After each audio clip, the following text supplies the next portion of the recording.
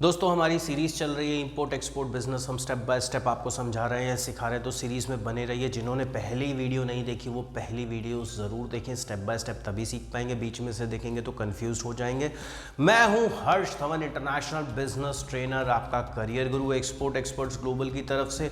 आज मैं आपको बताने जा रहा हूँ कि अगर आप एक्सपोर्ट करने जा रहे हैं तो आपको प्रोडक्ट का सिलेक्शन कैसे करना है। सबसे पहले वही चीज़ आ जाती है कि भैया देखो पहले मेरा बजट कितना है, क्योंकि बहुत से प्रोडक्ट में ज़्यादा इन्वेस्टमेंट लगती है। जैसे सपोज करो राइस वगैरह हो गए, ग्रेन्स हो गए, तो इनमें आपको थोड़ी ज़्यादा इन्वेस्टमेंट की ज़रूरत पड़ेगी, क्योंकि ये ज़्यादातर पूरे कंटेनर में माल जाते हैं। एक बात बताओ, दुबई से कोई माल मंगा रहा है, कोई 1 किलो राइस खरीदने तो यहाँ पे आएगा नहीं। अगर आप 1 किलो उसको बाय कोरियर भेजोगे भी सही, तो एक बात बताओ, कोरियर का चार्ज ही इतना लग जाएगा ना। तो आप खुद सोचिए, प्रोडक्ट सिलेक्शन बहुत इंपॉर्टेंट रोल प्ले करता है। हमारी इंपोर्ट एक्सपोर्ट बिजनेस की क्लास में हम आपको प्रोडक्ट सिलेक्शन भी करना सिखाते हैं। मल्टीपल प्रोडक्ट्स हैं, किस में कितनी इन्वेस्टमेंट लगेगी, कितना मार्जिन मिलेगा, कौन से देशों को कौन से प्रोडक्ट एक्सपोर्ट करने चाहिए या इंपोर्ट करवाने हैं।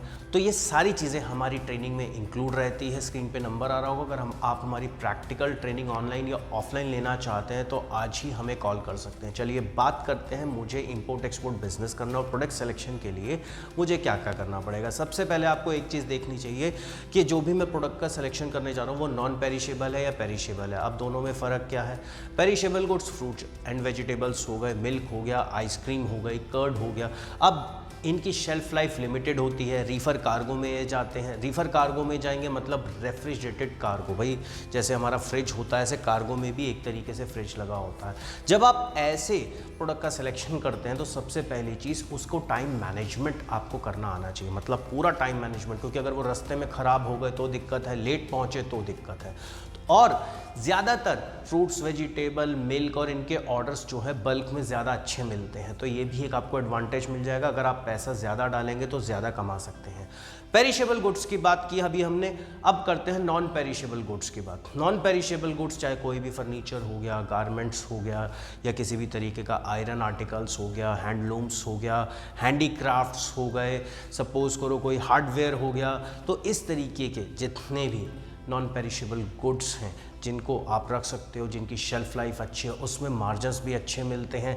और लेकिन इसमें एक चीज़ और रहेगी, आपको वेयर हाउस भी आने वाले समय के लिए लेना पड़ सकता है, वो आप रेंट पे लीजिए। इनिशियल स्टेज में अगर आप चाहें तो सिर्फ 10, 20, 50 हज़ार लगा के, ये डिपेंड करता है आपके बजट पे। मैं बार बार आपको बोल रहा हूँ ये ट्रेड कम पैसों में भी स्टार्ट हो सकता है, तो ऐसा नहीं है कि ये कोई रॉकेट साइंस है लाखों रुपए चाहिए।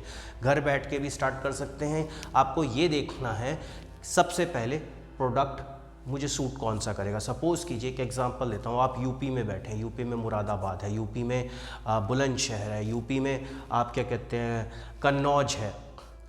अब जैसे कन्नौज में परफ्यूम और इत्र का पूरा भंडार है, पूरी मार्केट है, एक तरीके से पूरा हब ही वही है। मुरादाबाद आपका मेटल हो गया, ब्रास हो गया, तो उसका हब है। तो इस तरीके से अगर आप किसी स्टेट में हैं और वो स्टेट किसी प्रोडक्ट की हब है तो आपको ज़्यादा मार्जिन मिलेगा। जैसे हैंडलूम का जो पानीपत है वो बहुत बड़ा हब है, तो पानीपत में सस्ता मिलेगा।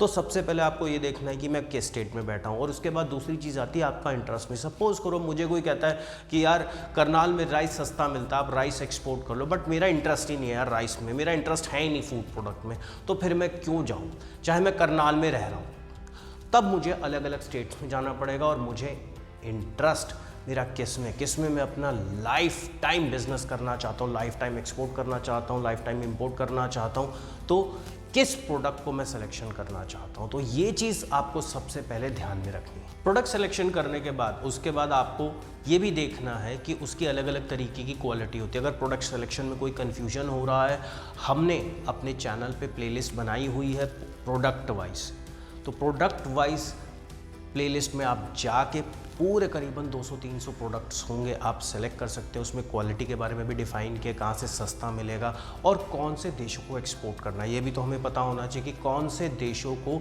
मैं अपना प्रोडक्ट एक्सपोर्ट करूँ जहाँ पे मुझे ज़्यादा मार्जिन मिलेगा। तो ये सारी इन्फॉर्मेशन आपको वहाँ से भी मिल जाएगी, और ये आपको पता भी होना चाहिए। एक बात बताओ, अगर यही नहीं पता आपको कि भाई मेरा ये प्रोडक्ट है, मैं इसे कहाँ बेचूँगा, कौन से देश में बेचूंगा? 190 देश है, क्या करोगे? 1 2 3 4 5 6 या आंख बंद करके जिस पे उंगली लग गई है उसी पे बेचना स्टार्ट कर दोगे? क्या पता उसमें डिमांड ही ना आ रही हो या सबसे ज़्यादा हाईली कॉम्पिटिटिव मार्केट हो। तो ये चीज़ आपको ध्यान में रखनी है। ये स्टेप बाय स्टेप करिए, सीखिए, समझिए और उसके बाद आगे बढ़िए। देखिए चैलेंज ये नहीं है कि बायर कैसे मिलेगा, चैलेंज ये नहीं है सप्लायर कैसे मिलेगा, वो सबसे ज़्यादा आसान है।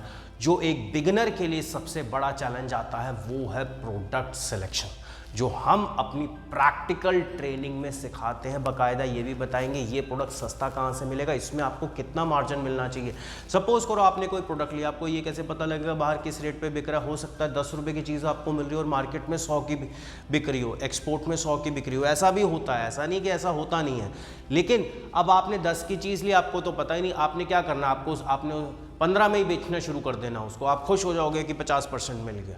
नहीं, ऐसा नहीं है। तो स्टेप बाय स्टेप आपको कहाँ से इंफॉर्मेशन मिलेगी, गवर्नमेंट ऑर्गेनाइजेशन कौन सी है ये भी पता करना है। बायर से अगर आप कांटेक्ट कर रहे हैं तो बायर को वेरीफाई भी ज़रूर कराना है। ऐसा नहीं है कि किसी भी बायर की मेल आई, किसी भी बायर का व्हाट्सअप आया, किसी बायर की कॉल आ गई, कहीं से डेटा मिल गया, सीधा ही आप उसके पास पहुँच गए और उसको बोला कि भैया मुझे ये काम करना ही करना है। तो पहले वेरिफिकेशन भी कराइए। पेमेंट टर्म्स आपको पता होने चाहिए इसके बारे में। पेमेंट टर्म्स के लिए भी हम वीडियो डले हुए हैं ऑलरेडी और हम आगे भी मैं आपको बताता चला जाऊंगा। पेमेंट टर्म्स में ज़्यादातर आप एडवांस पेमेंट में काम करेंगे या फिर लेटर ऑफ क्रेडिट में काम करेंगे। अनसेफ किसी भी पेमेंट टर्म में आपको काम नहीं करना। अगर एलसी में काम करते हैं तो आपको सारे क्लॉजेस पता होने चाहिए एलसी की, कितने तरीके की एलसी होती है। बने रहिए हमारे साथ, हम बताते रहेंगे स्टेप बाय स्टेप।